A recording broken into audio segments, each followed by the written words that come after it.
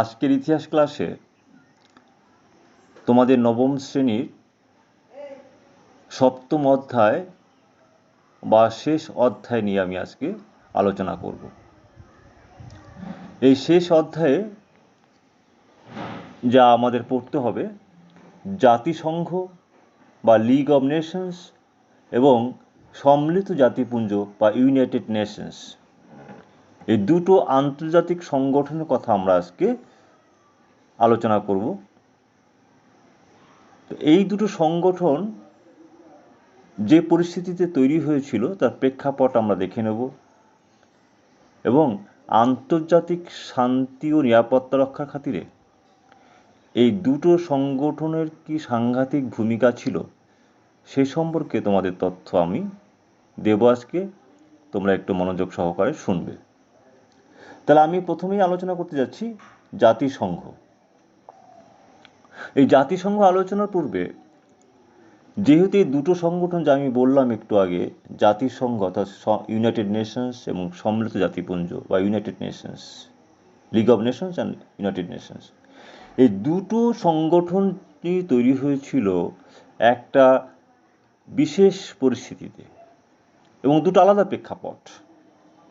সেই প্রেক্ষাপটটা আমরা আজকে একটু দেখে নেব। তাহলে আমাদের জাতিসংঘ এবং সম্মিলিত জাতিপুঞ্জ সম্পর্কে ধারণা করতে সুবিধা হবে। তবে জাতিসংঘ বা লিগ অব নেশন যখন তৈরি হলো, এখানে আমাদের যে বিষয়টা তোমাদের অবশ্যই জানতে হবে যে ঠিক কোন প্রেক্ষাপটে এরকম একটি আন্তর্জাতিক সংগঠন গঠনের প্রয়োজনীয়তা অনুভব করলো সারা বিশ্বের মানুষ। এই জায়গাটা আমাদের সব থেকে গুরুত্বপূর্ণ জায়গা। ইতিমধ্যে তোমরা জানো, প্রথম বিশ্বযুদ্ধ যখন শেষ হলো, যুদ্ধের ভয়াবহ পরিণতি সারা বিশ্বকে কাঁপিয়ে দিয়েছিল। সেই যুদ্ধ বিধ্বস্ত পৃথিবীর হাত থেকে, যুদ্ধের হাত থেকে পৃথিবীর শান্তিকামী মানুষ পরিত্রাণ চেয়েছিল। বিশ্বকে বাঁচাতে হবে, মানব জাতিকে বাঁচাতে হবে ধ্বংসের এই ধ্বংসলীলা থেকে, বিধ্বংসী ধ্বংসলীলা থেকে মানব জাতিকে রক্ষা করার একমাত্র উপায় আমাদের খুঁজে বের করতে হবে এবং যার অনিবার্য পরিণতি হলো জাতিসংঘ বা লিগ অব নেশনস। এবং মানুষ চেয়েছিল, কেন মানুষ এটা চাইলো কেন? অর্থাৎ লিগ অব নেশনস, এই আন্তর্জাতিক সংগঠন বা লিগ অব নেশনসের মতো প্রতিষ্ঠান চাইলো কেন? কারণ আমরা জানি মানুষ চিরকালই শান্তি ও নিরাপত্তা অন্বেষী। অর্থাৎ মানুষ সারা জীবন শান্তি চেয়েছে, কখনো মানুষ অশান্ত জীবনকে ডেকে নিতে চায়নি। এবং এর প্রথম বিশ্বযুদ্ধের পর যে ভার্সাই চুক্তি হয়েছিল, সেই ভার্সাই চুক্তির মাধ্যমেও কিন্তু একটা আন্তর্জাতিক সংগঠন গড়ে তোলার চেষ্টা হয়েছিল। যদিও দ্বিতীয় বিশ্বযুদ্ধের ইতিহাস পড়ার সময় আমরা দেখেছি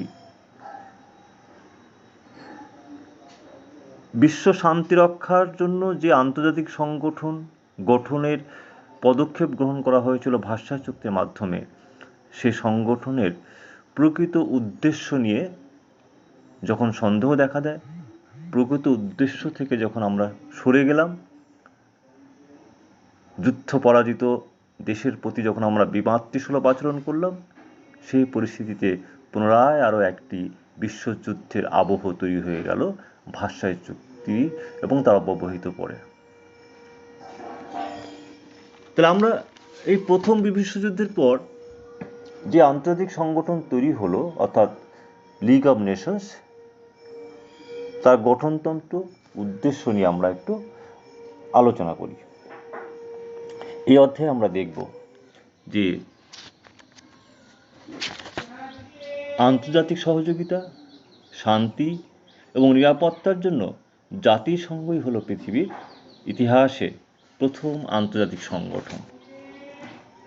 এবং এখানে বলা হচ্ছে জাতিসংঘের লক্ষ্য এবং উদ্দেশ্য সম্পর্কে বলা হচ্ছে যে জাতিসংঘের চুক্তিপত্রের প্রথমেই এই লক্ষ্য এবং উদ্দেশ্য কথা বলা হয়েছে। এই আন্তর্জাতিক সংগঠন কি ছিল না, এখানে ছিল আন্তর্জাতিক সহযোগিতা, অগ্রগতি, শান্তি ও নিরাপত্তার জন্য কাজ করবে। এছাড়া যুদ্ধে প্রবৃত্ত না হওয়ার জন্য বাধ্যবাধকতাকে স্বীকার করা, বিভিন্ন জাতির মধ্যে স্বাধীন, ন্যায্য ও সম্মানজনক সম্পর্ক বজায় রাখা, বিভিন্ন রাষ্ট্রীয় পরিচালনার ক্ষেত্রে আন্তর্জাতিক আইনকে প্রতিষ্ঠা, ন্যায় বিচার সংরক্ষণ এবং প্রত্যেক দেশের সঙ্গে আচার আচরণের ক্ষেত্রে যে সকল সন্ধি সংক্রান্ত বাধ্যবাধকতাগুলোকে মেনে চলা উচিত, সেগুলোই এই চুক্তিপত্রে স্বাক্ষরিত হয়েছিল। তো এই পরিস্থিতিতে আমরা জাতিসংঘের যে উৎপত্তিটা দেখে নিই। আমরা জানি যে উইড্রো উইলসন, তৎকালীন মার্কিন রাষ্ট্রপতি অর্থাৎ আমেরিকা যুক্তরাষ্ট্রের রাষ্ট্রপতি উইড্রো উইলসন সবথেকে গুরুত্বপূর্ণ ভূমিকা গ্রহণ করেছিলেন এবং তার যে 14 দফা শর্ত, সেই 14 দফা শর্তের শেষ শর্ত বা শেষ দফায় ছিল জাতিসংঘ প্রতিষ্ঠার কথা বলা হয়েছিল। এবং প্রথম বিশ্বযুদ্ধের অবসানে প্যারিসের শান্তি সম্মেলনে রাষ্ট্রপতি উইলসন এই প্রস্তাব স্থাপন করেন এবং সর্বসম্মতভাবে তা গৃহীত হয়।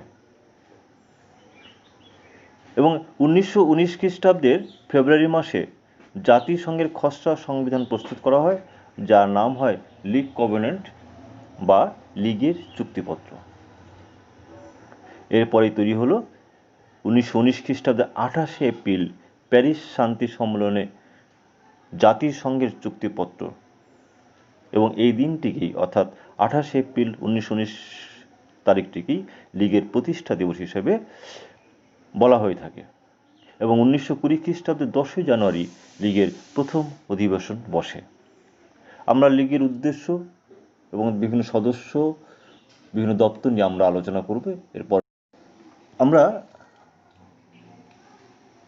দ্বিতীয় অডিও অর্থাৎ আলোচনার দ্বিতীয় অংশে যে তথ্যগুলো তোমাদের আমি দিতে যাচ্ছি, যে আমরা দেখলাম প্রথম অডিওতে যে আন্তর্জাতিক শান্তি রক্ষা, মানব জাতিকে বিশ্বযুদ্ধের মতো ভয়ঙ্কর পরিস্থিতি থেকে রক্ষা করা, বিধ্বংসী হত্যা লীলা থেকে জাতিকে রক্ষার উদ্দেশ্যেই তৈরি হলো জাতিসংঘ, যাকে আমরা ইংরেজিতে লিগ অব নেশনস বলছি। কী পরিস্থিতিতে কিভাবে তৈরি হলো সেটা আমি আলোচনা করেছি। আমার এইবারে যেটা তোমার বলছি, এই যে জাতিসংঘ যে তৈরি হলো তার উদ্দেশ্য কী ছিল বা লক্ষ্যগুলোই বাকি ছিল। তোমরা তোমাদের বই খুলবে, বই খুলে দেখবে যে এখানে তার উদ্দেশ্য এবং লক্ষ্য সম্পর্কে খুব সম্যকভাবে আলোচনা করা হয়েছে। এবং সেখানে তোমাদের যে তথ্যটা আমি অবশ্যই বলতে চাইছি যে এই জাতিসংঘের উদ্দেশ্য সম্পর্কে বা লক্ষ্য সম্পর্কে বলা হচ্ছে। এর মূল উদ্দেশ্য ছিল কি না, যুদ্ধের পরিবর্তে আপোষ মীমাংসা ও পারস্পরিক সহযোগিতার মাধ্যমে আন্তর্জাতিক সমস্যার সমাধান করা। অর্থাৎ কোনো কিছু নিয়ে সমস্যা তৈরি হলে সেটা যুদ্ধের মাধ্যমে না যেয়ে পারস্পরিক আলাপ আলোচনার মাধ্যমে যাতে সে সমস্ত আন্তর্জাতিক সমস্যাগুলো সমাধানের পথ খুঁজে বের করা যায় এবং সারা বিশ্বকে শান্তি ও নিরাপত্তা দান করতে হবে, যা ছিল এই লিগ অব নেশনসের অন্যতম প্রধান উদ্দেশ্য। আর কি, এই উদ্দেশ্যকে কার্যকরী করতে গিয়ে পারস্পরিক সহযোগিতার মাধ্যমে আন্তর্জাতিক শান্তি ও নিরাপত্তা রক্ষা করতে হবে। আন্তর্জাতিক আইন, বিধিনিষেধ, বিভিন্ন চুক্তি মেনে চলতে হবে এবং মানুষের সামাজিক, অর্থনৈতিক কল্যাণ সাধনের উদ্দেশ্যে অবহেলিত জাতিসত্তা, নারী, শিশু ও শ্রমিক শ্রেণীর স্বার্থ রক্ষা এবং বিশ্ব স্বাস্থ্য ও সেবা কার্যেও এই সংগঠন অন্যতম গুরুত্বপূর্ণ ভূমিকা পালন করবে। এই যে জাতিসংঘ তৈরি হলো, জাতিসংঘের সদস্য কারা হবে? আমাদের প্রশ্ন হলো জাতিসংঘের কারা সদস্য ছিলেন। জাতিসংঘের সদস্যদের দুটো শ্রেণীতে ভাগ করা হয়েছে। একটা হলো আদি বা প্রতিষ্ঠা সদস্য, অর্থাৎ প্রথম থেকে যারা ছিলেন, এবং আরেকটা বিভাগ ছিল, অংশ ছিল সাধারণ সদস্য। এই দুরকম সদস্য নিয়ে জাতিসংঘ তার কাজকর্ম শুরু করলো এবং এই জাতিসংঘর যে কয়েকটি দপ্তর বা বিভাগ নিয়ে তার কার্যক্রম শুরু করলো তাদের মধ্যে অবশ্যই একটি ছিল সাধারণ সভা, লীগ পরিষদ বা কাউন্সিল, আন্তর্জাতিক বিচারালয়, আন্তর্জাতিক শ্রমিক সংস্থা এবং সেক্রেটারিয়েট বা সচিবালয়। এই 5টি সংস্থার মাধ্যমে কিন্তু লিগ অব নেশনস তার সমগ্র কার্যক্রম পরিচালনা করছিলেন। এই যে আমি এই আন্তর্জাতিক বিচারালয়, আন্তর্জাতিক শ্রমিক সংঘ বা সাধারণ সভার কার্যক্রম সম্পর্কে বিস্তারিত আলোচনা করতে যাচ্ছি না, তোমরা একটু বই দেখে নেবে। এবার আমার প্রশ্ন হলো, এই যে আন্তর্জাতিক সংগঠন তৈরি হলো, অর্থাৎ লিগ অব নেশনস তৈরি হলো, লিগ অব নেশনসের মূল্যায়নটা আমাদের একটু দেখতে হবে। দেখো, যে মার্কিন রাষ্ট্রপতি উইড্রো উইলসন এই জাতিসংঘ প্রতিষ্ঠায় অন্যতম গুরুত্বপূর্ণ ভূমিকা গ্রহণ করলেন, তিনি কিন্তু এই জাতিসংঘের স্থায়ী সদস্যরূপে বিবেচিত হয়েও যোগদান করেনি। কেন করেনি? প্রথম উদ্যোগ তিনি নিয়েছিলেন, সবচেয়ে গুরুত্বপূর্ণ, কিন্তু কেন করেনি? এটি হলো আমাদের সবথেকে বড় প্রশ্ন। এবং এই যে আন্তর্জাতিক সংগঠন তৈরি হলো আন্তর্জাতিক শান্তি রক্ষার জন্য, বিশ্বকে যুদ্ধের হাত থেকে রক্ষা করার জন্য, কিন্তু লিগ অব নেশনস বা জাতিসংঘ সেই উদ্দেশ্য সার্থক করতে বা সে দায়িত্ব পালন করতে পুরোপুরি ব্যর্থ হয়ে গেল। এর অন্যতম সদস্য ছিল ইংল্যান্ড। আমরা জানি প্রথম বিশ্বযুদ্ধের পর ইংল্যান্ড একটা অদ্ভুত নীতি গ্রহণ করেছিল, যাকে বলা হচ্ছে তোষণ নীতি বা অ্যাপিসমেন্ট। আমরা জানি প্রথম বিশ্বযুদ্ধের কয়েক বছর পরেই হলো দ্বিতীয় বিশ্বযুদ্ধ শুরু হলো, এবং দ্বিতীয় বিশ্বযুদ্ধের আগে অর্থাৎ প্রথম বিশ্বযুদ্ধে অব্যবহিত পরে যে ভার্সাই চুক্তি হয়েছিল, সেই ভার্সাই চুক্তির ফলেই কিন্তু জার্মানির প্রতি একটা বিমাতৃসুলভ আচরণ করা হয়েছিল। এবং মজার ব্যাপার হলো, জার্মানি যখন উত্তরোত্তর শক্তি বৃদ্ধি করছে, ইংল্যান্ড কিন্তু জার্মানিকে বাধা দান না করে গোপনে গোপনে তাকে তার কাজে উৎসাহ দিতে শুরু করলো, অর্থাৎ জার্মানিকে তোষণ করতে শুরু করলো, যাকে বলা হচ্ছে অ্যাপিসমেন্ট বা তোষণ নীতি। এবং দ্বিতীয় বিশ্বযুদ্ধ পড়ার সময় নিশ্চয়ই তোমরা দেখে থাকবে, ইংল্যান্ডের এই তোষণ নীতি কিন্তু দ্বিতীয় বিশ্বযুদ্ধের জন্য অন্যতম দায়িত্ব তার। যার ফলে আমাদের এই জায়গাটা যে জাতিসংঘ একটা সময় ব্যর্থ হয়ে গেল, কারণ তার সদস্যদের আন্তর্জাতিক শান্তি রক্ষায় সদিচ্ছার অভাবই ছিল এই ব্যর্থতার সব থেকে গুরুত্বপূর্ণ জায়গা। এবং এরা শেষ পর্যন্ত ব্যর্থ হলো এবং দ্বিতীয় বিশ্বযুদ্ধের আবহ শুরু হয়ে গেল। দ্বিতীয় বিশ্বযুদ্ধের পরেই আমরা অন্য একটি আন্তর্জাতিক সংগঠন, যা এখনো পর্যন্ত বর্তমান, ইউনাইটেড নেশনস বা সম্মিলিত জাতিপুঞ্জ, গঠন হলো 1945 খ্রিস্টাব্দের 24 অক্টোবর। আমি সে সম্পর্কে আলোচনা করব আমার তৃতীয় অডিওতে। আন্তর্জাতিক শান্তি রক্ষার যে মহান উদ্দেশ্য নিয়ে জাতিসংঘ তৈরি হয়েছিল এবং সে উদ্দেশ্য থেকে সরে আসায় চরম ব্যর্থ হয়ে জাতিসংঘ অবলুপ্ত হলো, শুরু হলো দ্বিতীয় বিশ্বযুদ্ধ। দ্বিতীয় বিশ্বযুদ্ধের পরেই সে একই উদ্দেশ্য, অর্থাৎ প্রথম বিশ্বযুদ্ধের পরে যে উদ্দেশ্য নিয়ে জাতিসংঘ তৈরি হয়েছিল, একই উদ্দেশ্য নিয়ে তৈরি হলো অন্যতম আন্তর্জাতিক সংগঠন, সম্মিলিত জাতিপুঞ্জ বা league of United Nations, UNO, যাকে সংক্ষেপে বলা হয় ইউএনও। আমরা জানি 1945 খ্রিস্টাব্দের 24 অক্টোবর ইউএনও বা সম্মিলিত জাতিপুঞ্জ তৈরি হয়েছিল। এই সম্মিলিত জাতিপুঞ্জ তৈরির উদ্দেশ্যই একই ছিল, আন্তর্জাতিক সংগঠন তৈরির উদ্দেশ্যই এক, যা বলছি আমরা যে বিশ্বকে যুদ্ধের ভয়াবহ পরিণতি থেকে বিশ্বকে রক্ষা করতে হবে। এবং এই ভয়াবহ যুদ্ধের হাত থেকে বিশ্বকে রক্ষা করার যে মহান উদ্দেশ্য ছিল, তাই ছিল আজকের ইউনাইটেড নেশনস বা সম্মিলিত জাতিপুঞ্জ। অর্থাৎ 24 অক্টোবর 1945 এই দিনটিকে বলা হচ্ছে সম্মিলিত জাতিপুঞ্জের প্রতিষ্ঠা দিবস। এর উদ্দেশ্য কী ছিল? বলা হচ্ছে সম্মিলিত জাতিপুঞ্জের আদর্শ লক্ষ্য সম্পর্কে সুস্পষ্টভাবে বলা হয়েছে দলিলে, যে জাতিপুঞ্জ সনদের প্রস্তাবনায় বলা হয়, আমরা সম্মিলিত জাতিপুঞ্জের জনগণ এত দ্বারা ঘোষণা করছি যে আমরা পরবর্তী প্রজন্মকে যুদ্ধের মরক থেকে রক্ষা করার জন্য একটি আন্তর্জাতিক সংঘ গঠন করলাম। তাহলে কি বলেছিলাম? যে বিশ্বকে ভয়াবহ যুদ্ধের হাত থেকে, ধ্বংসলীলার হাত থেকে মানব জাতিকে রক্ষা করার উদ্দেশ্য নিয়ে কিন্তু গঠিত হলো সম্মিলিত জাতিপুঞ্জ বা ইউনাইটেড নেশনস, যা আজও বর্তমান। এই সম্মিলিত জাতিপুঞ্জের যে অনেকগুলো বিভাগ আছে, সেই বিভাগ বলার আগে তোমাদের নীতিটা বলছি, যে সমস্ত অর্থাৎ সম্মিলিত জাতিপুঞ্জে যারা সদস্য, সমস্ত সদস্য রাষ্ট্রের সমান সার্বভৌম মর্যাদা থাকবে। সমস্ত সদস্য সনদ অনুযায়ী তাদের দায়িত্বগুলি নিষ্ঠার সঙ্গে পালন করবে। শান্তিপূর্ণ উপায়ে আন্তর্জাতিক বিরোধের মীমাংসা করবে। অপর কোনো রাষ্ট্রের সংহতি বা স্বাধীনতা বিপন্ন হয় এই ধরনের ভীতি প্রদর্শন বা বল প্রয়োগ করা থেকে সব সদস্য রাষ্ট্রই বিরত থাকবে।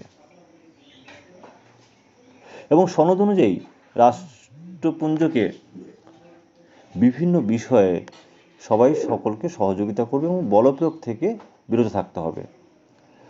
আন্তর্জাতিক শান্তির স্বার্থে রাষ্ট্রপুঞ্জের সদস্য নয় এমন রাষ্ট্রগুলিকেও এই নীতি মেনে চলতে সাহায্য করা হবে।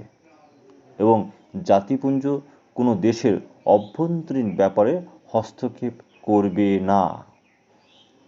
এই হলো আমাদের জাতিপুঞ্জের নীতি। এখানে তোমাদের একটা তথ্য দিই, আমরা জানি কাশ্মীর নিয়ে একটা প্রতিবেশী দেশের সঙ্গে আমাদের সম্পর্ক আছে। সেই প্রতিবেশী দেশ অনেক সময় চাইছে যে আমেরিকার মতো শক্তিধর রাষ্ট্র মধ্যস্থতা করে আমাদের এই সমস্যা সমাধানের চেষ্টা করুক বা উদ্যোগ গ্রহণ করুক। কিন্তু আমেরিকার মতো রাষ্ট্র এখানে হস্তক্ষেপ করতে পারছে না। কেন পারছে না? কারণ এখানে জাতিপুঞ্জের নীতিগত দলিলে বলা হয়েছে জাতিপুঞ্জ কোনো দেশের অভ্যন্তরীণ ব্যাপারে হস্তক্ষেপ করবে না। এই শর্ত অনুযায়ী আমেরিকার মতো কোনো রাষ্ট্র ভারত বা পাকিস্তান বা প্রতিবেশী কোনো রাষ্ট্রের সঙ্গে বিরোধ হলে সরাসরি হস্তক্ষেপ করতে পারছে না।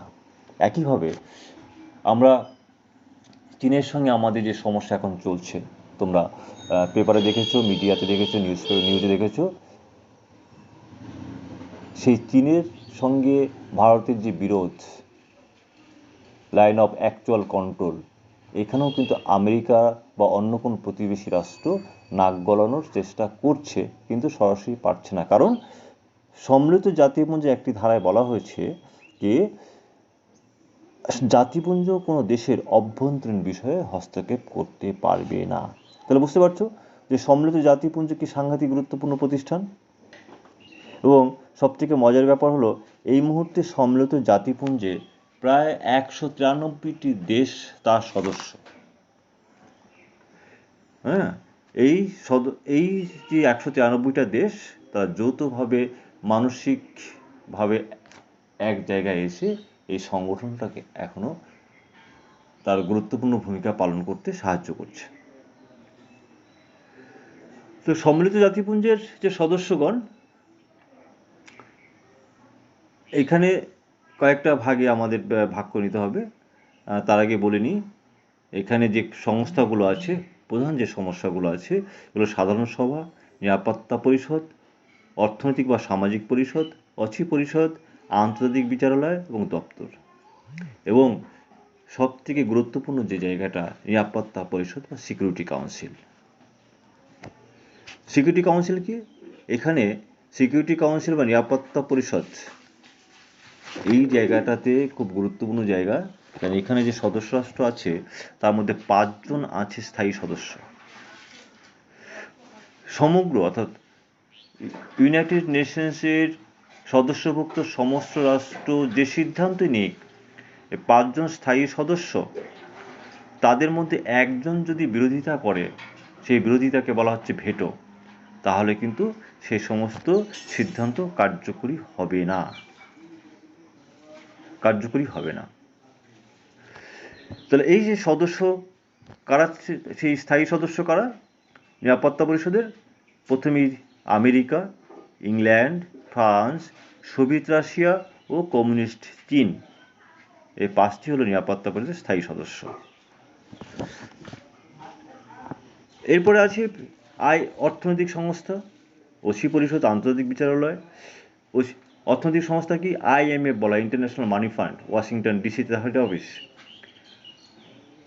International labour organisation, ILO, UNESCO, UNICEF, সমস্তটাই হলো সম্মিলিত জাতিপুঞ্জের এক একটি শাখা, এবং যারা আন্তর্জাতিক ক্ষেত্রে সারা পৃথিবীর শান্তি ও নিরাপত্তা বজায় রাখছে, মানুষের অধিকার বজায় রাখছে, এবং কোনো রাষ্ট্রের মধ্যে প্রতিবেশী রাষ্ট্রের সঙ্গে সংঘাত হলে সেই সংঘাতকে আলাপ আলোচনা, আপসের মীমাংসার মাধ্যমেই তারা সমাধান করার চেষ্টা করছে।